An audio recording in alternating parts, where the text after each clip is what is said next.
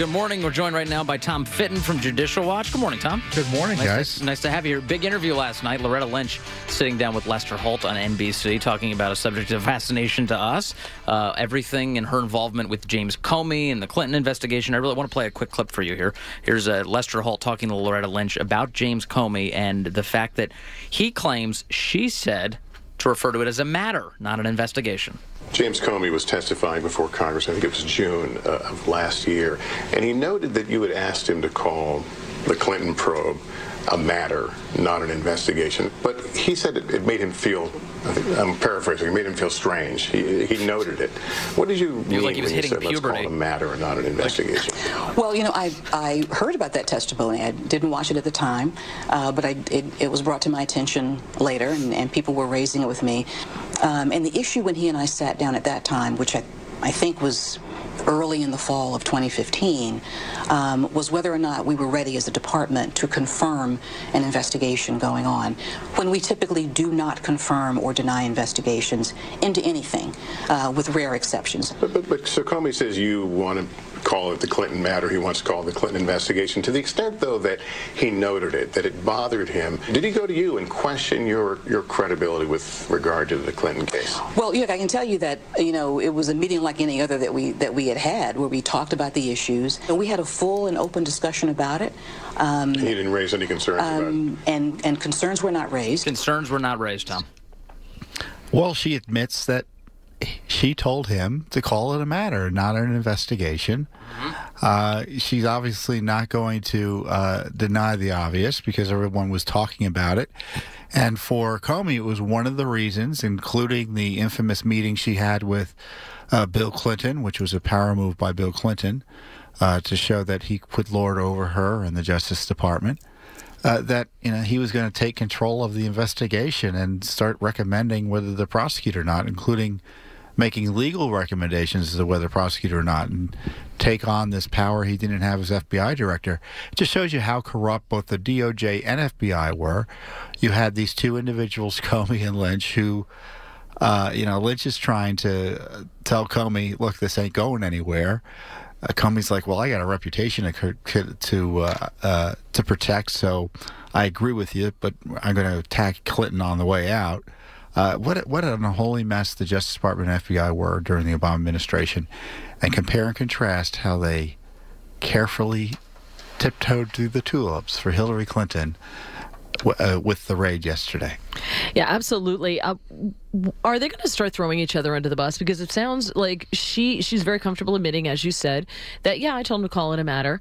So I guess it's a two-part question. Are they going to start throwing each other under the bus? Number one, because Comey's out making the rounds, too, with his book. And now we got Loretta Lynch out. Why are they so comfortable talking?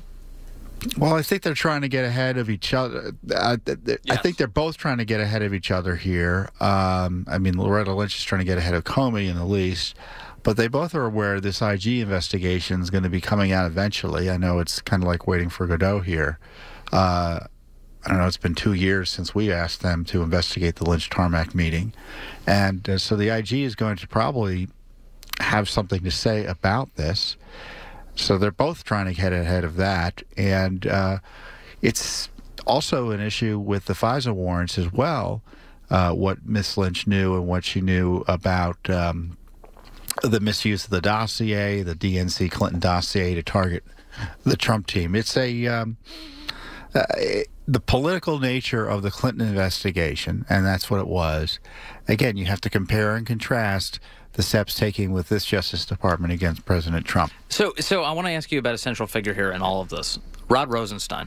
So Rod Rosenstein signs off on the FISA warrants against Carter Page, at least the final FISA warrant. We know that. Yeah. The FBI and the DOJ appear to be very much slow-walking documentation, especially unredacted documentation, when Congress asks for it. And then yesterday, we find out about a raid that Bob Mueller found through evidence. He decided he wanted to refer it to the U.S. Attorney for the Southern District of New York. He had to go to Rod Rosenstein to get permission to do that. Rod Rosenstein grants him permission, and then they hand it over. And now they've raided the personal attorney for Donald Trump, the President of the United States, and they say that they're going to rifle through all of the documentation to establish whether or not any of it actually qualifies for real attorney-client privilege. Rod Rosenstein is at the epicenter of all of this. Well, that's right. And if you're investigating FISA abuses, you're going to have to be investigating Rod Rosenstein, who is a political appointee of President Trump, the number 2 in the Justice Department, who's making decisions like this because presumably Sessions has recused himself. I didn't realize Sessions recused himself from this sort of decision-making, too, if that's indeed what happened. We're still not sure how this raid came about. Was the referral made directly to the Southern District, or was it made through Rosenstein and then moved over to the Southern District for action? Either way, it's an extraordinary development.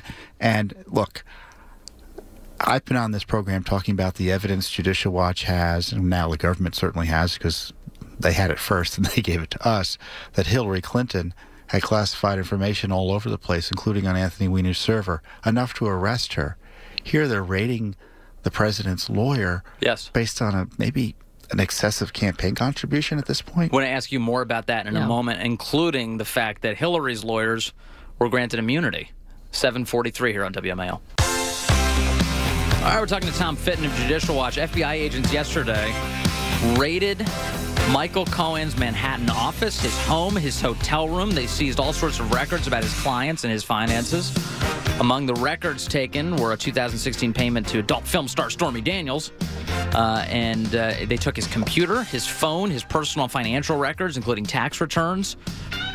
And they took communications between the lawyer and the President of the United States, his client, Donald Trump. This is an amazing series of events, Tom Fitton, not least of all because attorney-client privilege is in peril in this particular case. In fact, the President of the United States just tweeting some 40 minutes ago, attorney-client privilege is dead, a total witch hunt. This does seem wild. That's right, and Mueller made the referral, supposedly. I'm not quite sure how that worked. We've got some reporting on it. We'll find out more about it. Let's say he referred it to the Justice Department. It may indicate that he was investigating the Stormy Daniels matter for a period of time and then referred it. I don't know. But, you know, sometimes the Justice Department is allowed to say no to King Mueller. And that, to me, is the problem. He's treated as if he's running the Justice Department by and large on these major issues. And the attorney-client issues are significant as well. You don't raid a lawyer's offices lightly because of these issues. And the president is right. You know, the Justice Department, and you'll hear all the experts tell you, well, they have these taint teams that come in and they look at the documents and the prosecutors can't look at them and they've got it separated. Don't you believe it? It's just going to be one big mess. And now the Mueller team, vicariously through the FBI agents and the Southern District of New York, have access to the keys to the kingdom in terms of President Trump's work with his lawyer. It is disturbing that the Justice Department, because I think was cornered into doing this by Mueller. Mueller said, I think there's something here. And can you imagine if Rosenstein had said no? So what is President Trump's recourse here? His rights have been violated. Even though he is president, he still has rights of an average of that the rest of us hopefully have, or maybe we don't have anymore. So what is his recourse here? Well, as a non-lawyer, but as an expert layman in the law. But you play one on the radio. Look, you can as you might guess, you can challenge it in court. His lawyer specifically can challenge the raid in court. The president, frankly, other clients might be able to challenge what went on in court. But again, you know, in the end, guys, I think this is a political decision.